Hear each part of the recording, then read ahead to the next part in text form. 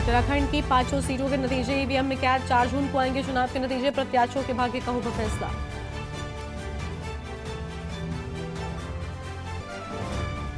उत्तराखंड की 5 सीटों पर 55.89% वोटिंग। लगातार दूसरी बार गिरा मतदान प्रतिशत। वोटिंग परसेंटेज गिरने से टेंशन में उम्मीदवार। उत्तराखंड में राज्यों की सटी सीमाएं खुली। शराब की बिक्री लगे प्रतिबंध भी हटे। प्रदेश की 5 सीटों पर शांतिपूर्ण रहा चुनाव। चुनाव के बाद चारधाम यात्रा की तैयारियों में जुटी सरकार। अधिकारियों को जारी हुए दिशा निर्देश। श्रद्धालुओं की सुविधा को हर सुविधा देने पर focus. Ranikhet Haldwani state highway पहाड़ बने आफत। हाईवे पर पत्थरों के गिरने का सिलसिला जारी। सुरक्षा इंतजाम नहीं होने से मुश्किल हो रहा लोगों का सफर। उत्तराखंड के जंगलों में लगी आग पर अब तक काबू नहीं। आग से लटक रहे रुद्रप्रयाग के जंगल। आग बुझाने के लिए फायर फाइटर्स ने झोंकी अपनी पूरी ताकत। आप देख रहे हैं के न्यूज खबरों। नमस्कार, आप देख रहे हैं के न्यूज इंडिया। मैं हूं आपके साथ गरिमा वाजपेयी। उत्तराखंड की खबरों की शुरुआत करेंगे कुछ अहम खबरों के साथ में। उत्तराखंड की 5 सीटों के नतीजे ईवीएम में कैद हो गए हैं। 4 जून को आएंगे 5 सीटों के चुनाव के नतीजे और प्रत्याशियों के भाग्य का फैसला ईवीएम में कैद हो गया है। उत्तराखंड में सभी की नजरें अब नतीजों पर टिकी हुई हैं। बड़ी खबर आपको हम बता दें, जहां पर प्रत्याशियों के भाग्य का फैसला ईवीएम में कैद हुआ। उत्तराखंड में सभी की नजरें अब नतीजों पर टिकी हुई हैं।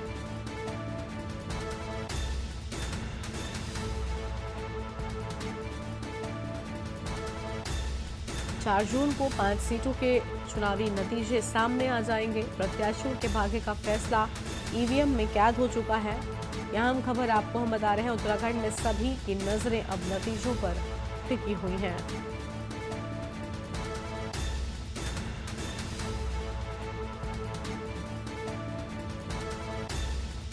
देहरादून से ये बड़ी जानकारी उत्तराखंड से आपको हम बता रहे थे, जहां पर सभी सीटों पर वोटिंग हो चुकी है और सभी की किस्मत का फैसला कैद हो चुका है ईवीएम में। अब 5 सीटों के नतीजों का इंतजार सभी को है। 4 जून को 5 सीटों के चुनाव के नतीजे सामने आएंगे।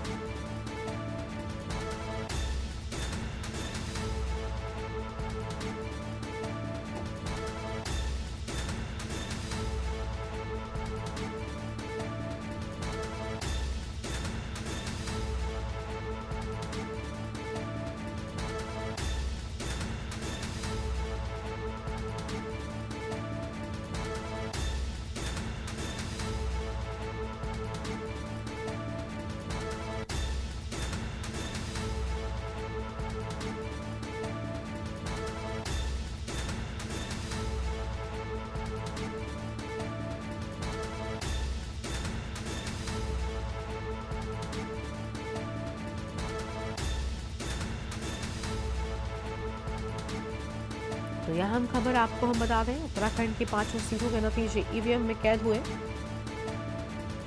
और 4 जून को 5 सीटों के चुनाव के नतीजे सामने आएंगे। प्रत्याशियों के भाग्य का फैसला ईवीएम में कैद हुआ। ये बड़ी जानकारी आपको हम बता रहे हैं। 4 जून को आएंगे 5 सीटों के चुनाव के नतीजे।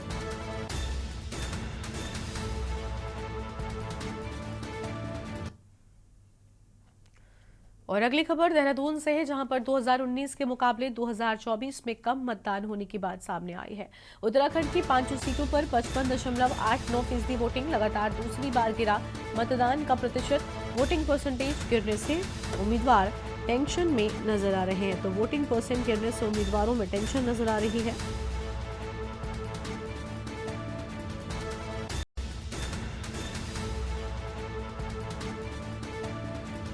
फिलहाल ये बड़ी जानकारी आपको हम बता रहे हैं।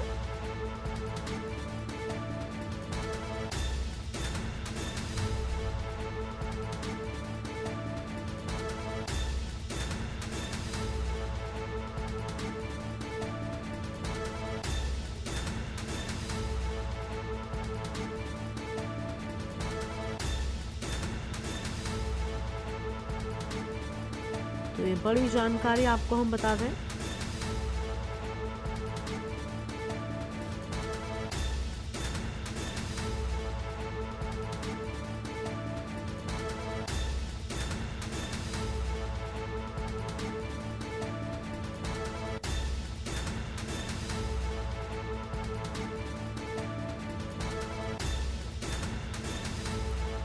वोटिंग परसेंटेज गिरने से उम्मीदवारों में टेंशन नजर आई है। 2019 के मुकाबले 2024 में वोटिंग परसेंट गिरा है, जिसके चलते उम्मीदवारों की टेंशन बढ़ गई है।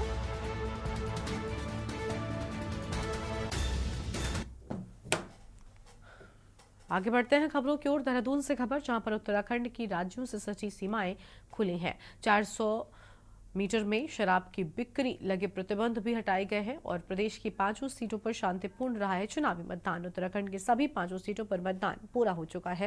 ये बड़ी जानकारी आपको बता रहे हैं। जो सीमाएं बंद की गई थी उन्हें अब खोल दिया गया है, क्योंकि शांतिपूर्वक ढंग से जो चुनाव है वो निपट चुका है और शराब बिक्री पर लगी रोक भी अब शुरू कर दी गई है। उत्तराखंड की सभी 5 सीटों पर मतदान पूरा हो चुका है।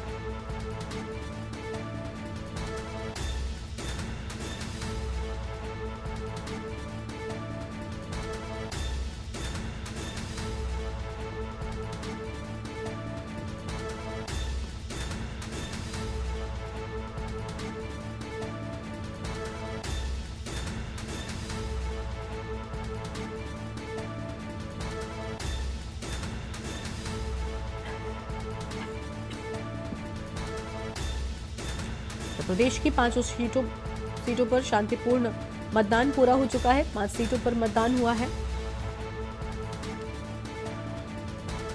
और उत्तराखंड की राज्यों से सटी सीमाएं भी अब खोल दी गई हैं।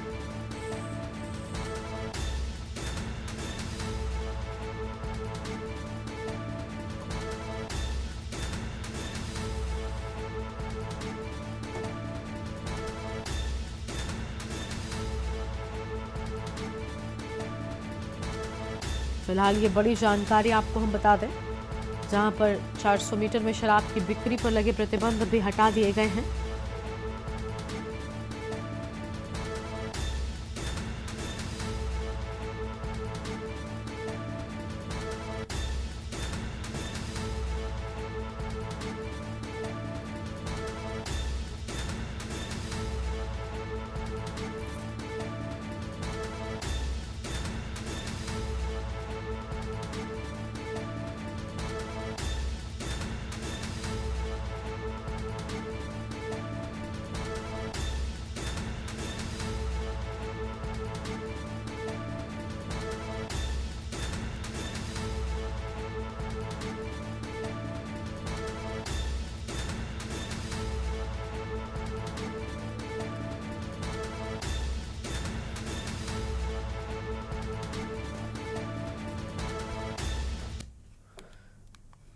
आगे बढ़ते हैं खबरों की ओर। देहरादून से खबर, उत्तराखंड में बनी 11 दवाओं के सैंपल जांच में फेल पाए गए हैं।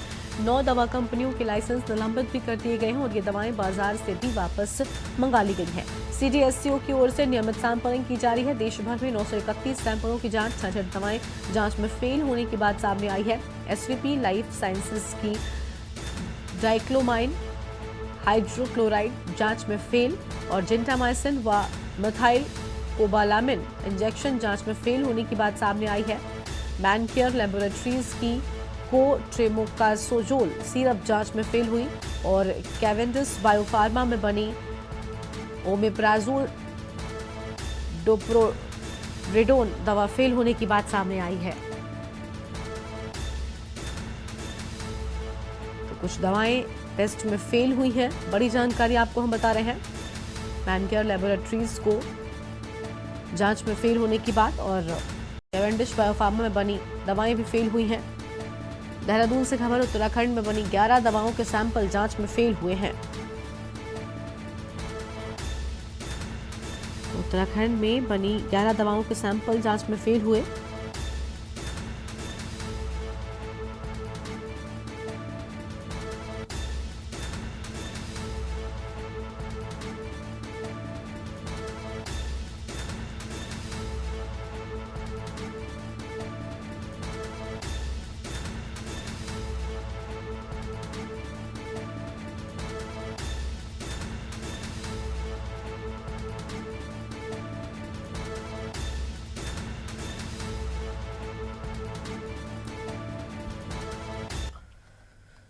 और अगली खबर देहरादून से, जहां मौसम विभाग ने जारी किया पूर्वानुमान। अगले 3 दिन बारिश और बर्फबारी की संभावना है। आज और कल पर्वतीय जिलों में हल्की से बारिश के आसार हैं। और 22 अप्रैल को लेकर आपको बता दें कि 22 अप्रैल को प्रदेश भर में बारिश के आसार नजर आ रहे हैं और ऊंचाई वाले क्षेत्रों में बर्फबारी का भी अलर्ट मौसम विभाग की ओर से जारी कर दिया गया है। तो बर्फबारी का भी अलर्ट जारी किया गया है। बड़ी जानकारी आपको हम बता रहे हैं।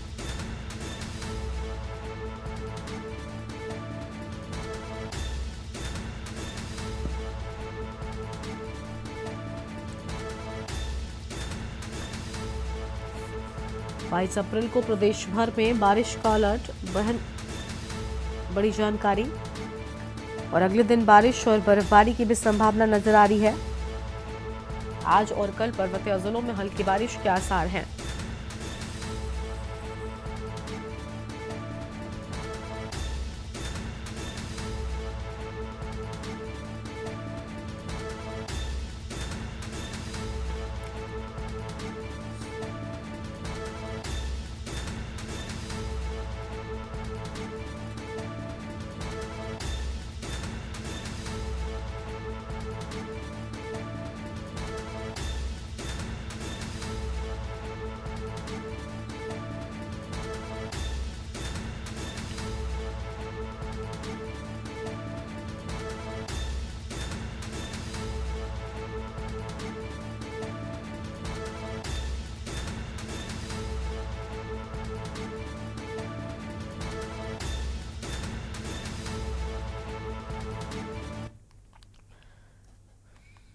हल्द्वानी शहर के बनभूलपुरा अंतर्गत चिराग अली शाह बाबा मजार क्षेत्र में मजदूरों की कई झोपड़ियों में अज्ञात कारणों के चलते आग लग गई।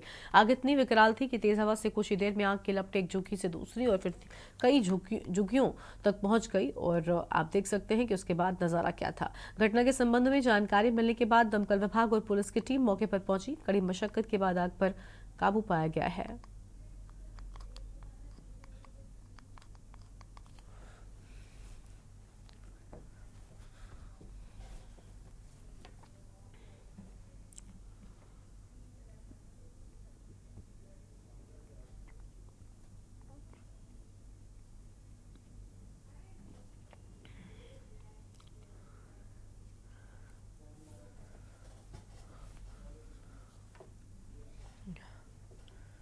उत्तराखंड कांग्रेस के मुख्य प्रवक्ता गरिमा मेहरा दसौनी पर कोतवाली देहरादून में सोशल मीडिया पर भ्रामक व आपत्तिजनक पोस्ट डालने और आचार संहिता के उल्लंघन के आरोप में मुकदमा दर्ज हुआ है।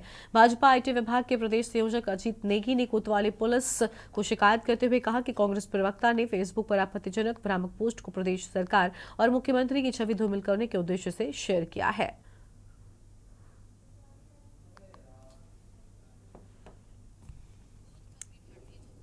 मेरे खिलाफ कुछ नहीं मिला और लगातार ये बात मेरे संज्ञान में थी कि वो मेरा कोई लूप होल खोजने की कोशिश कर रहे हैं, मेरी ज़ुबान को बंद करने के लिए, मेरा दमन करने के लिए कोई ना कोई प्रयास वो करने की कोशिश कर रहे हैं। लेकिन मेरे द्वारा कल एक पोस्ट डाली गई थी जो मुख्यमंत्री धामी जी के बारे में है और जैसे ही मेरे एक कलीग ने मुझे बताया कि ये पिछले विधानसभा की, क्योंकि जब आपके पास कोई वीडियो आता है तो आपके पास पुष्टि नहीं होती कि वो वीडियो कब का है, तो ऐसे में मेरे द्वारा त्रुटिवश वो वीडियो सोशल मीडिया पर डाला गया। मैं अपनी गलती स्वीकार करती हूँ और मेरे सहयोगी ने जैसे ही मुझे बताया कि वो विधानसभा चुनाव का वीडियो है, तत्काल उसको मेरे द्वारा डिलीट कर दिया गया था। ये बात है लगभग शाम के 7-8 बजे की। और उसके बाद मेरे घर पर पुलिस आई, मैं पता करती रही, मैंने एसपी सिटी को फ़ोन किया, मैंने एसओ वसंत विहार को फ़ोन किया, लेकिन कोई मुझे ये बताने में नाकाबिल साबित रहा कि मेरे घर पर पुलिस आखिर आई क्यों, मेरी सोसाइटी में इस तरह का एक माहौल क्रिएट किया गया। उत्तराखंड में 5 सीटों पर चुनाव खत्म हो चुके हैं। देवभूमि की हरिद्वार सीट भी लड़ाई जोरदार रही और सभी को अब 4 जून का नतीजों का इंतजार है। ये सीट न सिर्फ धार्मिक बल्कि सियासी मायनों में भी खास है। यहां से 14 प्रत्याशी चुनावी मैदान में रहे, जिनके भाग्य का फैसला अब ईवीएम में कैद हो गया है। एक रिपोर्ट आपको दिखाते हैं।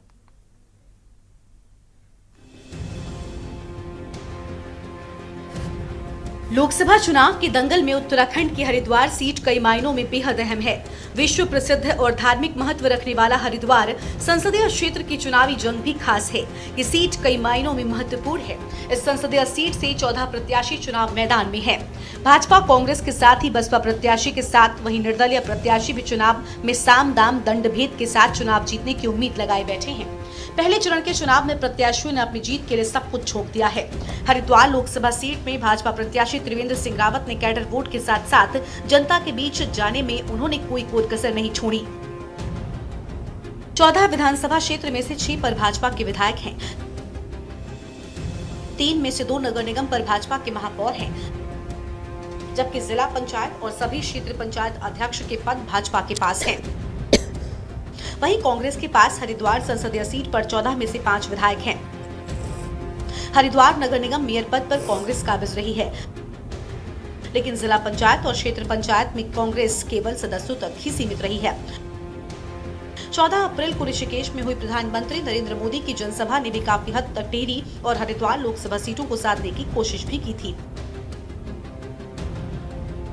प्रधानमंत्री नरेंद्र मोदी की ही कुमाऊं और गढ़वाल में 2 रैलियां हुई, जबकि उत्तर प्रदेश के मुख्यमंत्री योगी आदित्यनाथ की जनसभाएं हुई हैं। उनके साथ ही केंद्रीय मंत्रियों की रैलियां भी उत्तराखंड में होने वाली हैं। प्रत्याशियों की स्थिति को और मजबूत किया जाएगा। हरिद्वार संसदीय सीट पर बसपा ने मुकाबला त्रिकोणीय बनाने की कोशिश की। बसपा ने हरिद्वार संसदीय सीट से मुस्लिम प्रत्याशी जमील अहमद को मैदान में उतारा। जमील अहमद मुजफ्फरनगर की जानसठ विधानसभा से विधायक रहे हैं। बसपा की रणनीति कैडर वोट के साथ ही मुस्लिम मतदाताओं को भी लामबंद करने की रही है। बीएसपी ने सीट पर मुकाबले को रोचक बना दिया है। वहीं निर्दलीय प्रत्याशी और हरिद्वार के कानपुर विधानसभा क्षेत्र से विधायक उमेश कुमार भी मुकाबले में शामिल होने की पुरजोर कोशिश में रहे। संसदीय सीट पर देहरादून की 3 विधानसभा सीटें आती हैं। पूर्व मुख्यमंत्री त्रिवेंद्र सिंह रावत को चुनाव मैदान में है, तो वहीं कांग्रेस की तरफ से पूर्व मुख्यमंत्री हरीश रावत के बेटे वीरेंद्र रावत चुनावी दंगल में उतरे हैं। पूर्व मुख्यमंत्री हरीश रावत हरिद्वार से सांसद रह चुके हैं। वहीं बात करें निर्दलीय लोकसभा प्रत्याशी उमेश कुमार की, तो 2022 में खानपुर विधायक क्षेत्र से निर्दलीय चुनाव लड़े और भाजपा को हराकर जीत हासिल की।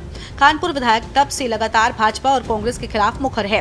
कांग्रेस, बीजेपी और बसपा के लिए निर्दलीय प्रत्याशी के बीच जंग जोरदार है। विनीत शर्मा, स्पेशल डेस्क, के न्यूज इंडिया।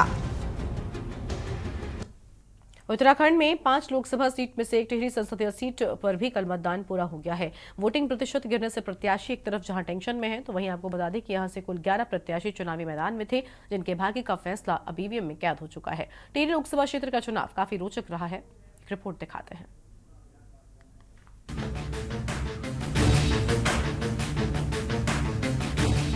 टिहरी संसदीय क्षेत्र में 11 प्रत्याशी चुनाव मैदान में हैं। टिहरी लोकसभा क्षेत्र का चुनाव भी काफी रोचक बना हुआ है। 2 बुजुर्ग प्रत्याशियों के बीच एक युवा प्रत्याशी ने मुकाबले को त्रिकोणीय और रोचक बनाया हुआ है। टिहरी संसदीय क्षेत्र पर देहरादून की 7 विधानसभा क्षेत्र के वोटरों का भी बड़ा दारोमदार रहेगा। देहरादून की 7 विधानसभा सीटों से जो प्रत्याशी बढ़त बनाएगा, संभवतः संसद की राह उसके लिए आसान होगी। देहरादून की 7 सीटों पर 8.25 लाख तो टिहरी और उत्तरकाशी जिले के 7 विधानसभा क्षेत्र में कुल 7.30 लाख वोटर हैं।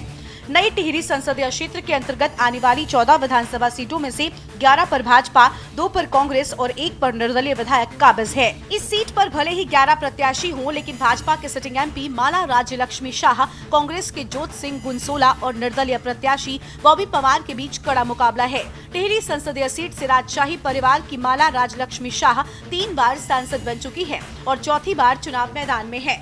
वहीं कांग्रेस प्रत्याशी जोत सिंह गुनसोला 2 बार मसूरी के पालिका अध्यक्ष रहने के साथ ही 2 बार मसूरी के विधायक भी रहे हैं। निर्दलीय प्रत्याशी बॉबी पवार को उत्तराखंड क्रांति दल ने भी अपना समर्थन दिया है, तो वहीं क्षेत्र में कई जगहों पर पूर्व सैनिक भी बॉबी पवार के समर्थन में चुनाव प्रचार में रहे। जोत सिंह गुनसोला और राज्य लक्ष्मी शाह के प्रतिद्वंदी के रूप में चुनाव मैदान में उतरे निर्दलीय और युवा प्रत्याशी बॉबी पवार ने मुकाबले को रोचक बना दिया है। कांग्रेस प्रत्याशी का जनाधार अपने ही क्षेत्र तक सिमटने के चलते मुकाबला थोड़ी 19 और 20 का है। हाथी ने भी पहाड़ चढ़ने की कोशिश की है और नेमचंद छुरियाल को अपना प्रत्याशी बनाया। टिहरी संसदीय सीट से जहां अपने मजबूत कैडर वोट को लेकर भाजपा और कांग्रेस आश्वस्त हैं, तो युवा के भरोसे पूर्व सैनिक बॉबी पवार ने चुनाव प्रचार में अपनी नाव की पतवार चलाई है। ऐसे में किस प्रत्याशी के चेहरे पर जीत की मोहर लगेगी, ये बड़ा सवाल है। विनीत शर्मा, स्पेशल डेस्क, के न्यूज इंडिया।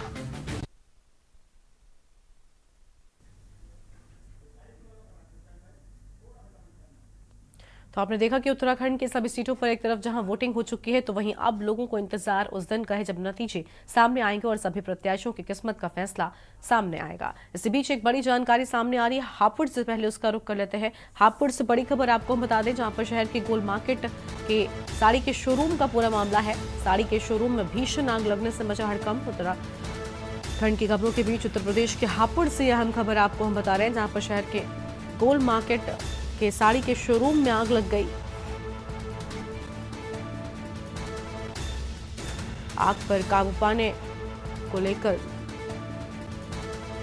गाड़ियां पहुंची हैं और दूसरे जिलों से भी दमकल की गाड़ियों को बुलाया गया है। साड़ी के शोरूम में भीषण आग लगने से हड़कंप मचा। हापुड़ से बड़ी खबर आपको हम बता रहे हैं। शहर की गोल मार्केट का साड़ी शोरूम जला है।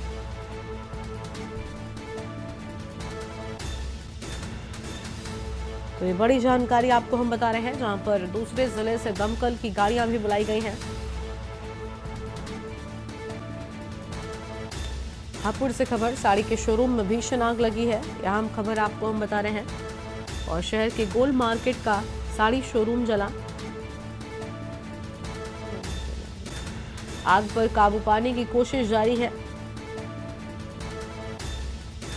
दूसरे जिलों से दमकल की गाड़ियों को बुलाया गया है।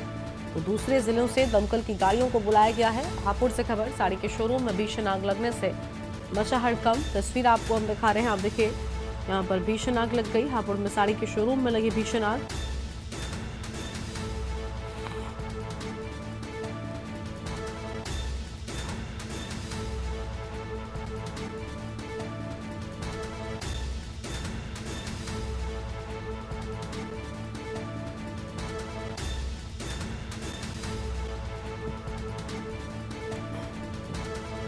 यह अहम खबर आपको हम बता दें।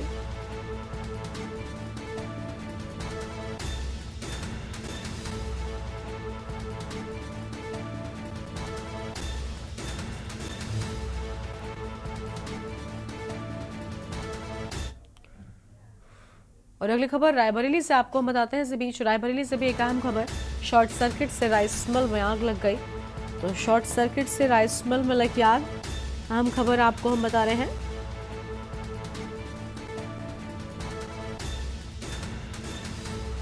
ये बड़ी जानकारी आपको हम बता दें, जहां पर शॉर्ट सर्किट से राइस मिल में आग लग गई।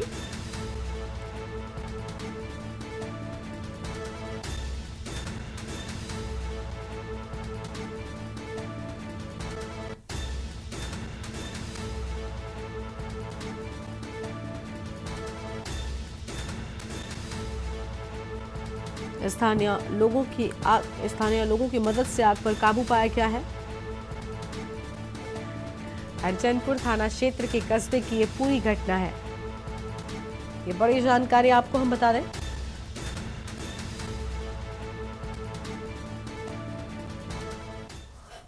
और इसी खबर पर बातचीत के लिए हमारे साथ हमारे संवाददाता मनीष अवस्थी जुड़ चुके हैं। मनीष, बताया जा रहा है कि आग पर काबू पाया गया है स्थानीय लोगों की मदद से। क्या वजह थी आग लगने की?